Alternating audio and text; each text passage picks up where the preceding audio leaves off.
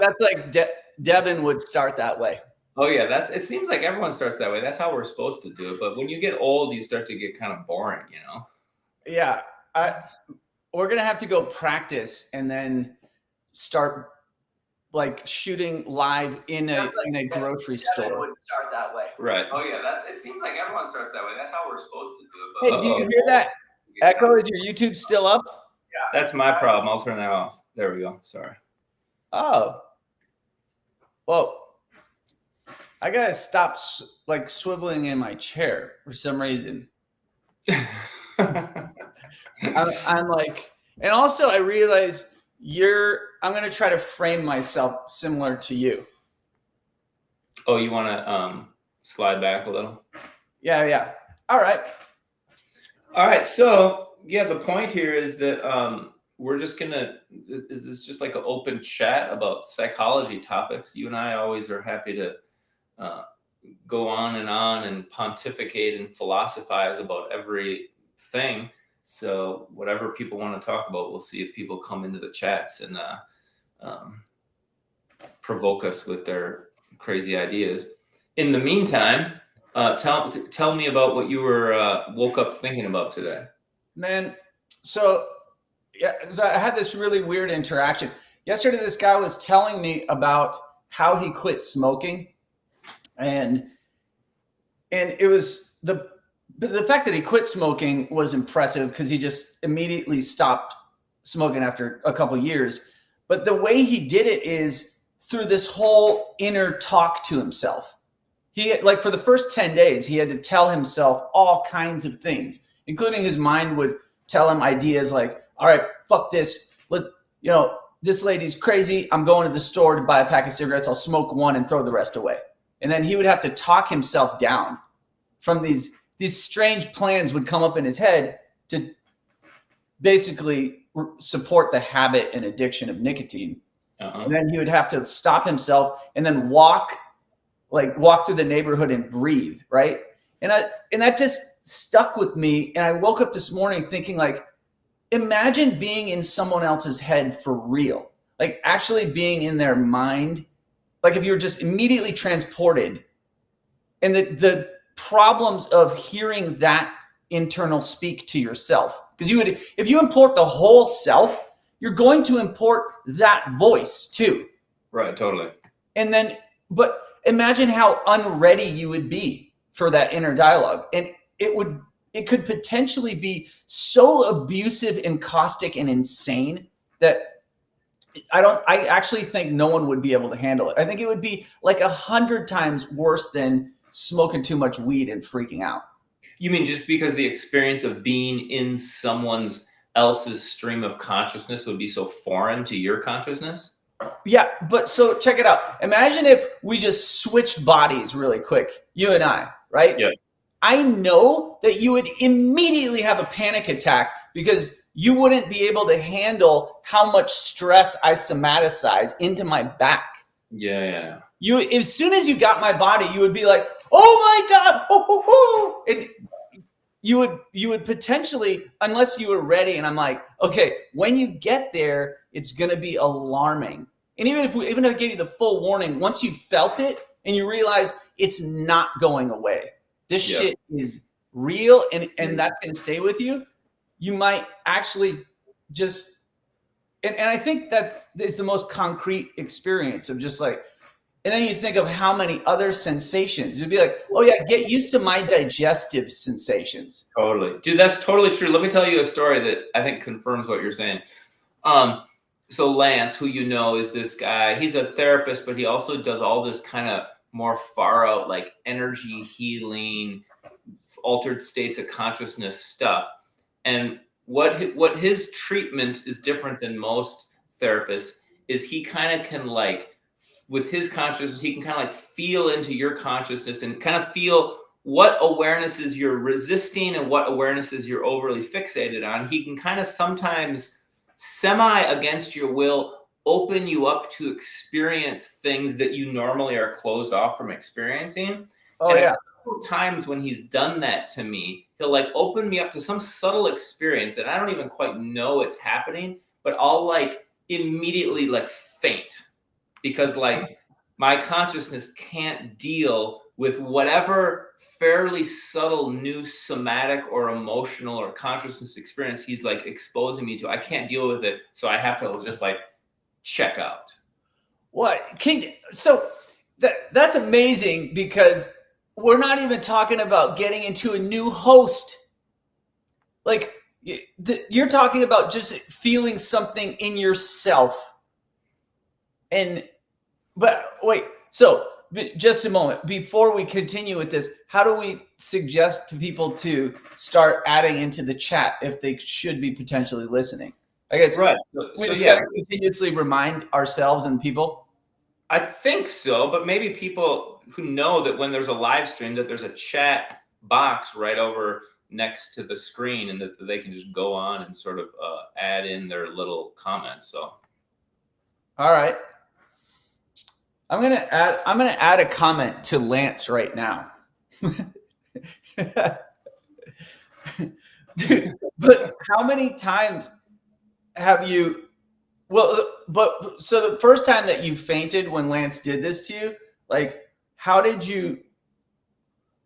you think? Did you think, oh my God, I need to go to the hospital? Or like, well, when it's happening, you're not thinking anything, because you're like literally like starting to, honestly, the first time it ever happened to me was the first time I ever met Lance. And so I was sort of embarrassed that like this healing practitioner, that I was going to faint in front of him and he was going to think I was a weirdo. So it was more just like, I was like embarrassed that I was like acting weird or immature or something. But then it happened a few times since then. And after the first time, he sort of explained to me what happened. And then the other times it was like so strange that I didn't have control over my consciousness, that some other part of me decided, whoa, that's scary, I'm going to flip the switch. Well, how did he explain this? Because he obviously goes into this territory more than you and I, which then means it's probably more than most normal people. Yeah. Okay, well, so the explanation is this. I'm going to use the example you had about the stress in your back. Yeah. But that example is really a metaphor for any experience, and it could be emotional, it could be cognitive, it could be spiritual, but it's probably like mixes of all of the above, just like some experiential realm that humans have. But I'm just going to use stress in the back as a really simple, tangible one. So let's say I have a lot of stress in my back and it's painful.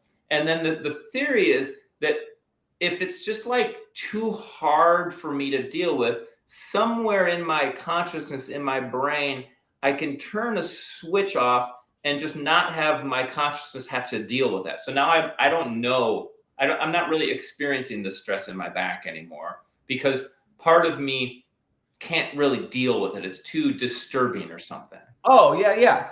And so a switch sort of turns off, and I still have the stress on my back, but my consciousness isn't aware of it now. And the theory is that for long-term full healing, it's better for me to be aware of it and eventually to be able to work through it. And so in theory, Lance comes and turns that switch back on to get me aware of it. But when he does, the part that turned the switch off is not capable of dealing with that. And so it's like, so it flips a different switch. It just turns the whole fucking thing down. Yeah, yeah. It's just like a funny metaphor would be is like a lot of rooms in your house, and there's one room in the house where there's something really disturbing. So you turn the light off, or you close the door to that room in the house and turn the light switch off in that house. And then you can go around in the house and just try to pretend that room is not there. But then some dumbass named Lance comes into your house and opens the door and turns on the light. And it's like, So I just go hit the circuit breaker and turn all the lights off in the fucking house. Okay, that's probably the most relatable description. But it seems like so implausible that that's actually how people live. Except that if you go around the world and you look at people's bodies and just how they exist, it's like by the time people are like 30 to 40 years old, it looks really uncomfortable in many cases. like just the human embodied situation. Yep. It's not like when you look at a whole herd of deer or fucking, I don't know why I'm thinking of antelopes because I've never seen that in person. But you know how you see these deer and or I don't know why I'm trying to think of a different one, but like I can't tell which ones are old, young, sick. Like I can't tell, right? But I can definitely, when I see people, I can see like, oh wow, that dude's not doing well. Like I Yeah. I don't know if that's just because people live way longer than they're supposed to, or compared to deer. Like maybe by the time a deer becomes 40 in human years, it's like the oldest deer on the planet. Yeah, yeah. But there's this deer thing. It's an interesting analogy because there's this field of healing called somatic experiencing. You've probably heard of it. And the guy, I think his name is Peter Levine, he has this theory that animals, not humans, but other animals, when they have some traumatic thing happen to them, after the trauma is gone, they do some sort of like shaking off of the trauma and getting rid of it. And it kind of like frees the trauma from their mind body. And now they can like resume back to life.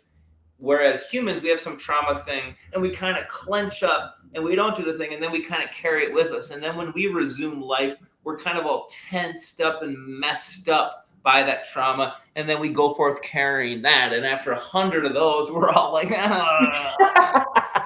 Dude, that's how I feel some days. You know what? That Peter Levine guy, I think his son is named Noah Levine, right? Is he also like a Buddhist practitioner? Probably. I don't know. I hadn't heard of his son. Have you heard of this Peter Levine guy? Yeah, I have, but only because of Noah. And Noah was doing some workshop at our school back in the day. Okay. And I only know of him because he used to be going out with Diane Cooper when I met her, and I stole her from him. Noah Levine? Yeah. Wow. So you stole her from this famous guy's son. Well, Nice his son wrote this book, Dharma Punks, and he's all tatted up. He's like a Buddhist practitioner that's all tatted up. That's who Diane was hanging out with. And she was so weird when I met her. She's like, hey, let's go to this birthday party. And it was that guy's birthday. She like wanted to go on a date to this birthday party of a guy she was kind of dating. That is really weird. I don't think it was kind of dating. Actually, when I figured it out, she was actually dating this dude. Maybe her strategy was like she met you and she's like, oh, here's my new boyfriend. I'm going to take my new boyfriend and go over to my old boyfriend's house and break up with my old boyfriend, like, and have my new boyfriend as like part of the breakup ritual. Well, I was like, the thing is, I was so weird back then that when I went up to this dude, I didn't know at all what was going on. And I just like, I saw the way that he was trying to talk to her, and I just postured up super hard and was like, "Sup, dude? The fuck?" And he was all freaked. He was so freaked out. And I had no idea until afterwards. And then she's like, "I was kind of like seeing him," and I'm like, but it turns out when I met her, she had like 5 dudes like that. And I had to just get rid of them. I was like, no, out you go. Oh, so she was weird. She was a dude collector. She had a major collection. Yeah. And one of those guys was this dude named Jeremy. And he was always like trying to get me to he was a photographer, and he was always like, let me photograph you, dude. Your physique is super good. Like, I want to take pictures. And I was like, bro, you're trying to hook up with my chick. Like, this is the weirdest strategy of all strategies. Like, you know how people get friend zoned? Yeah. He was super friend zoned, and then just like the tactics to get back in there were super weird, which I guess this goes to the bizarre adaptations. And then imagine if you were supposed to, like, you see how weird these stories are? And imagine if you have Neuralink and you're going to be like, oh, hey, buddy, let me see what's going on in there. And then you're going to see like how tortured somebody is. And then you're going to see how weird I am to Noah. Like, you really want to see that? You're going to come in and be like, oh, hey. And then you're going to see what I'm doing to him psychically and socially. Like, what? Maybe I guess that would be cool if you knew you were signing up for it. Maybe what will happen is we'll get on Neuralink and we'll like try to go into other people's consciousness, and some people will just die. Like I'll like tune into your and I'll just die, or I'll be tortured, or there'll be this huge epidemic of suicide and killing and everything. And then someone will get clever enough and they'll go into the Neuralink of the deer and they'll be like, oh my God, this is so peaceful. And then we'll all just like hook up to deer and just like it'll be like the perfect drug, and we'll never want to return to human consciousness. Dude, that is probably the coolest thing. That is the coolest thing I fucking see, because I didn't see the potential of freedom, of letting go of this. I was more interested in like, no one has any idea of the torment you're going to experience. Right. I didn't even imagine of becoming a goldfish.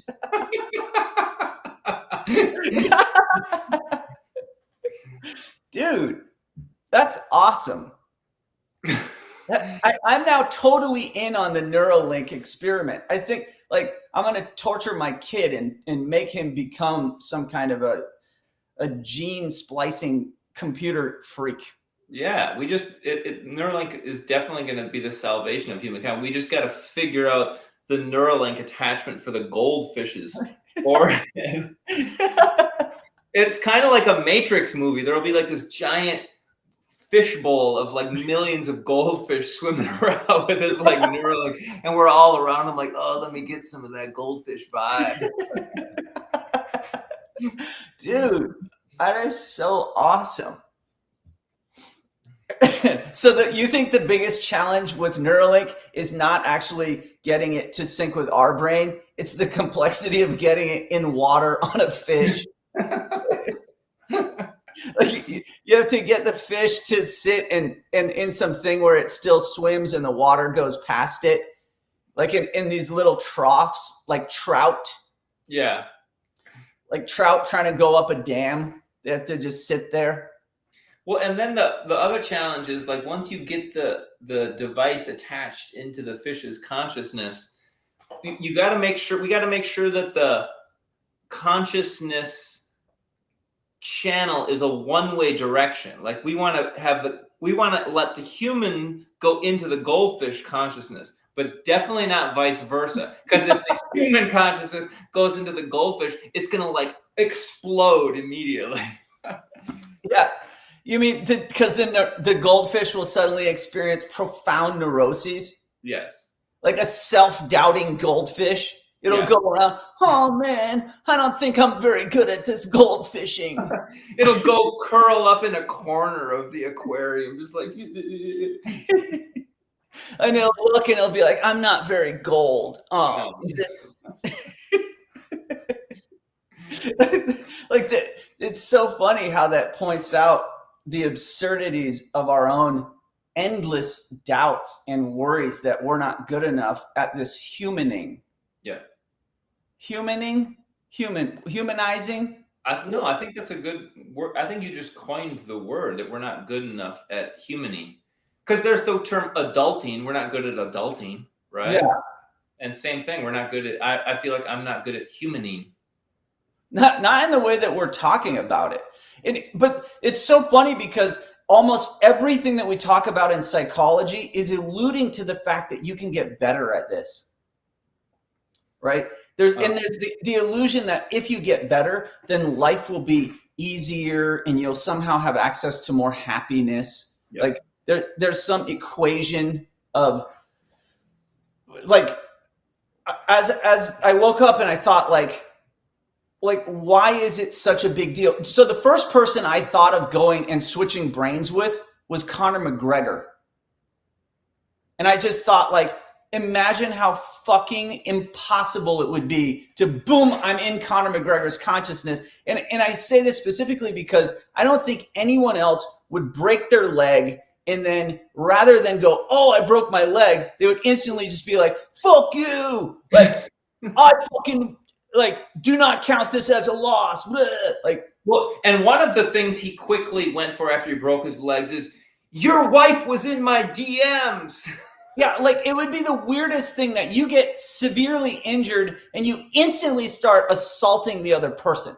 Totally. You're like, he's like, well, I can't physically do it. I'll just verbally assault you. He's still fighting. Yes. And it, like, if you can imagine how convoluted, like Lance would never be able to get that dude right. Yeah. He would be working at it for 1,000 years. Yeah. And Conor McGregor, probably like everyone else, like is so tweaked that he got twisted and tweaked and crimped, and it like turned him into like the ultimate fighter because that was the only way he could cope with that totally fucked up consciousness.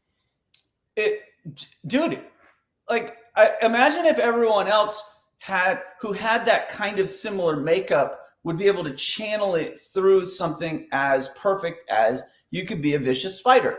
I suppose in Neuralink, if we all have a type of self that is like the fighter self.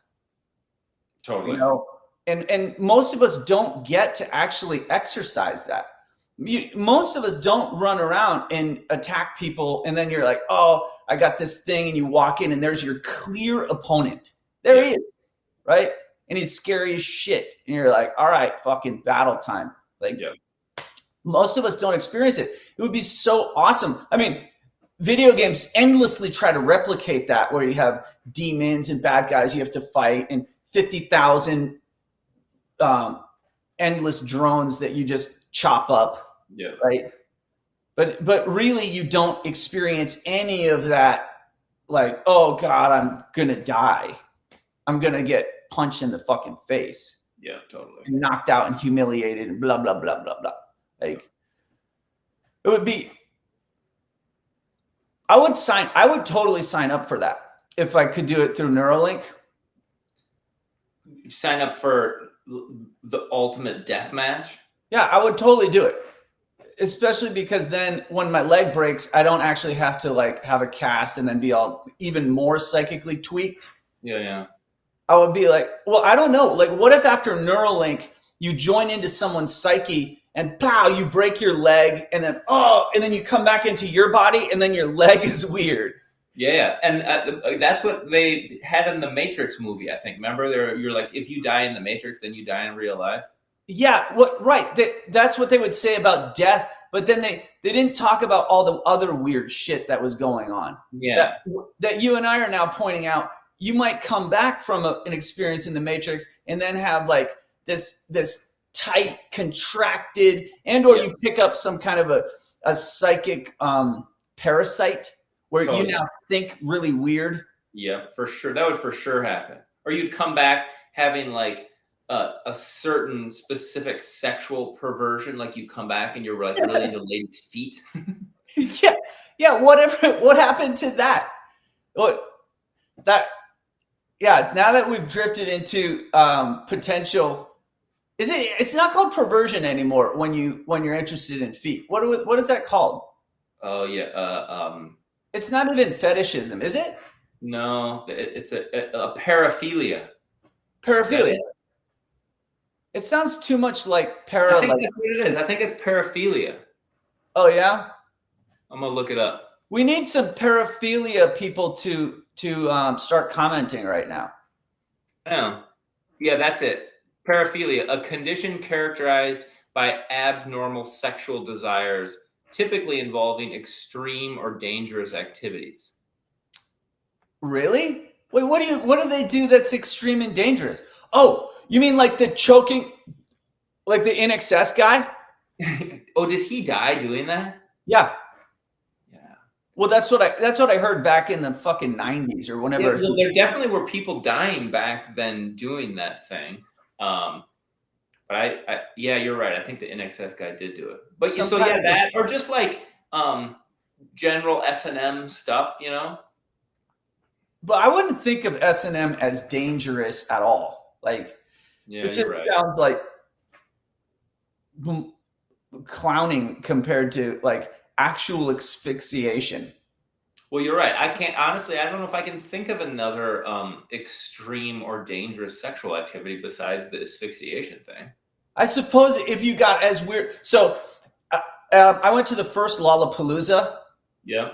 and there was this band in there called Genitorture, and that it was this lady and the main singer was a blonde chick who sang kind of like super screeching death metal, and they would pierce themselves right on stage. Right, they would take these big long needles, and I remember her sticking one through her nipple, and then they got kicked out of Lollapalooza because one of the guys like stuck one through his dick, and they were like actually stabbing shit through their genitals while she was singing this kind of I don't know what it's called when heavy metal people screech, like they go like, what is that called? You mean it's a certain kind of music? Yeah, and that type of singing. I don't know. Well, anyway, that was the only other thing I could think of is they pierce themselves. You know how people will like pierce and then hang their bodies from fish hooks? Yeah, totally. Like, but once again, that doesn't seem, it's not actually dangerous. No. Because I don't think there's all of the sort of stereotypical S&M sex stuff is not dangerous except for this choking yourself thing. But so, okay, imagine if you hook up Neuralink to somebody and then you go in there and that's who's there, a genitorture person. Right. Do you think that you're not going to wig out? That like the thing that starts going through your mind is like, oh yeah, get a fucking long needle and stab that through your dick. Yeah. Yeah. So the general theory that you're expressing here, which I think is a super interesting one. Let me try to use a metaphor to describe it. It's like if you like, okay, let's say I live in my apartment and you live in your apartment. And in my apartment, after I've lived there for a few years, it gets really, really idiosyncratic to the way that I have the food in my fridge and the volume I have my TV to and the way my bed is and blah, blah, blah, blah, blah, you know? And then like, if you and I just one weekend decided to switch apartments and I go into Porn's apartment, I'm like, whoa, this is kind of weird. Porn does this. And oh, he has this kind of food in the fridge and he keeps his clothes in this way and blah. And maybe I had to wear your clothes and I had to like eat your food and everything and just be like this really weird experience. Yeah, yeah. So what you're saying is that's what happens in our consciousness and in our body, and that we really underestimate how extremely different each person's apartment is. And that if we were to suddenly go and live in another person's consciousness apartment, like it would be like wildly disorienting. Well, it's because it is so vastly different that none of us can even comprehend. You can't even comprehend to the orientation in here compared to yours. Like right. You would go into my apartment and you'd realize he doesn't sleep in the bed. Mm-hmm. Like, and it'd be like, oh no. And you'd find out, oh, he sleeps on the floor with fucking weird knives in his hand and he's combating fucking illusions of nightmares constantly. Right, totally. And you're just like, what the fuck? You're like, but that dude, when I see him walking around, he looks like me and you. Yep. But then we go inside and it's a host of fucking dead bunnies and barbed wire. Totally. Like, oh my God, imagine you go into the apartment and you open the fridge and it's just full of barbed wire and dead bunnies. Like, and you're like, that's in the fridge. Yeah. And I mean, that's just like that dude's like a banker.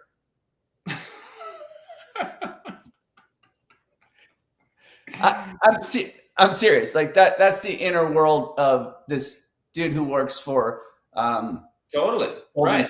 And then the banker goes into the apartment of the guy who's a carpenter, and he opens up the fridge and it's full of dirt and goldfish. Yeah. And it's like, whoa, I really miss my bunnies and barbed wire. Yeah. He'd be like, oh, this is so not okay.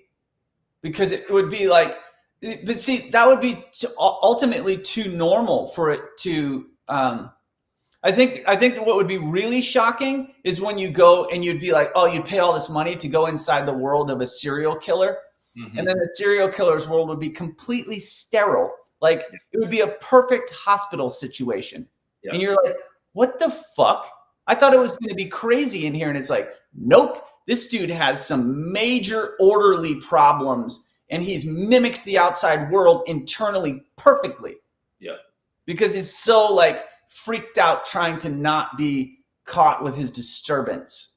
And it's like and you're like, where's the disturbance? And you turn out that it's way in the bathroom, and you turn the faucet on, and then suddenly it goes,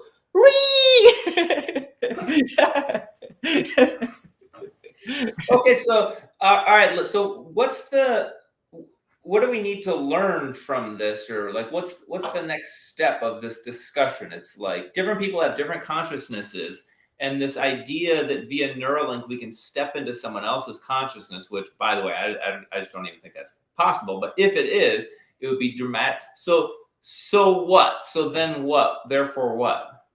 Well, I thought it was just like an amazing reaffirming idea of like, oh yeah. Our inner world is ultimately bizarrely complicated, and a lot of what we do is spend time almost inhibiting our inner world from coming out.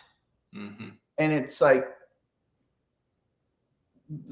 I guess that kind of a metaphor that we were just talking about of the apartments. I thought that was really awesome, because it's like the inner apartment has to stay hidden with the door closed, and otherwise you can't walk around the world expressing all of this internal chaos. But see, that's the thing, is this is kind of like a conversation that invites us in to discuss inner chaos. Totally. And it implies, actually, it opens up a bunch of interesting questions. I should write them down, because I'm going to forget that I have like 3-4 good questions in my brain. But the first one is maybe this Neuralink Elon Musk goal is a bit naive, but maybe ultimately it's a great goal. And that is that, like, we all go into each other's houses and we reveal the fucking wacky, wild, disturbing, colorful, beautiful, nutty interior decorating of all of our houses. And we get to know how each person's house is like a different, wild, wacky house. Yeah. And we get more comfortable sharing our house with other people. That would be cool, right? Like, and that it would be a process going back and forth to where eventually we would see there's some universalities in these worlds. There's some shared experience, and then there'd be some really profound differences. Like we might then suddenly think it's all okay if you visit like 20 people's inner world, and they all have a certain kind of inner critic, and then maybe all these inner critics get a different name. Like maybe we could start to actually relate to these inner structures and identify them. It would be so different that we would never think of the human condition the same again. It will be so profoundly altering to the way that we think a self is. And then the question naturally arises, that aren't we doing that already, but just without the Neuralink? Like, I was thinking about therapy, and when we're in therapy, I mean, I was thinking about me being the therapist and sitting with a patient, but actually I could think about it when I'm the patient and I'm sitting with a therapist. We're kind of attempting to establish a Neuralink. That's kind of the goal of therapy. Oh yeah. And then what I notice, and I notice it more when I'm the therapist. I guess I don't notice it as much when I'm the patient, but when I'm the therapist, I notice that it's like I'm trying to get the person to open up and share and just be more and more open to fully sharing. But they're always kind of like resisting and dodging. I'm like trying to hook up to them, but they're like, no. And I'm like, come here. Look, let's hook up. And they're like, no. And they do unconsciously, they're doing all these weird things to not really get into the fully intimate sharing. Yeah, it's not like in that movie Avatar where their braids go lee, lee, lee, lee, lee, lee, lee, lee. No. Like, you're right. Both people's agendas and inner worlds, even if you're a super skilled therapist and you have gone through the Neuralink 1,000 times, 1,000 different people, it's still kind of a process of figuring out. And I don't know why that is, like why it doesn't just link up after. I suppose you do get better at it though. Well, I think it's the reason it doesn't link up is the reason that you're saying Neuralink isn't going to work is because it's like too intense and too scary and too vulnerable and too disorienting. Because, haven't you had this experience where you'll be with a patient and like something happens and you're opening up and connecting in some way, and then you as the therapist, you start kind of wigging out because it's like, whoa. Yeah, definitely. So it's probably the same thing we're talking about. It's so weird because mostly in talking about psychology and psychotherapy, most people don't even actually talk about the unique experience of joining and then having that reaction physically and consciously. Yeah. Unless you're somebody who's been training with Lance or coming from a school like you and I did. Yep. Right? Like, sir, that was definitely encouraged to pay attention to those cues instead of it just being a discussion of transference, countertransference, right? Where it's like, oh, I feel like I'm in a fatherly role. And it's no, I feel like my stomach is tense and I'm like, what the fuck are you saying? And then I have to stop and disconnect from that person and take a few breaths myself and then be like, all right, let me go back in. Totally. Like, and I always just pictured it as mirror neurons because I see the person as they're trying to describe their experience and they're going, and then I know that my face is also going with theirs, like, and my body's mimicking theirs. Totally. And you're so fucking right that we're already doing this in the meat space, in the real time. And then I'm sitting here saying like, oh yeah. But once we do it through Neuralink, because I think I know something else about the interior world of people that can't be shared through this psychotherapy. And it's like just that serious doubt that we all have about, is my thinking ultimately psychotic and detestable? Like in this fundamental form, the way that we are organized is absolutely disgusting. But the fact that we're all designed that way, it's kind of like, shit, man. Once we understand that, it's just primitive and it's limited to your own imagination. Like if you think about this, the most disgusting, despicable part of yourself, it's like, really? What is that? What is it? It's like, if I see a dead, dying, sad thing, I might kill it. Yeah. But rather than save it, and I'm like, really, that's the worst thing I can think of? And it's like, I'm not very good at this. Other people are fucking awesome at being sick and twisted and like, or I'm just not being honest right now. Yeah, totally. Yeah, I heard when you said the most disgusting thing I can think of, I heard this joke, which I'll tell here, that is a good joke of human sick and twisted impulses. But then I thought, humor is like one of the ways that we try to deal with our sick and twisted selves. It's a safe little way of sharing these dark things. But I'm just joking. Don't take me too seriously. Okay, so here's the joke. There was 4 people marooned on a deserted island. So just 4 people, 3 guys and 1 woman on the island. And after the first week, the woman was so ashamed of what she had been doing that she killed herself. And then after the second week, the men were so ashamed of what they had been doing that they buried the woman's body. And then after the third week, the men were so ashamed at what they were doing that they dug the woman's body back up.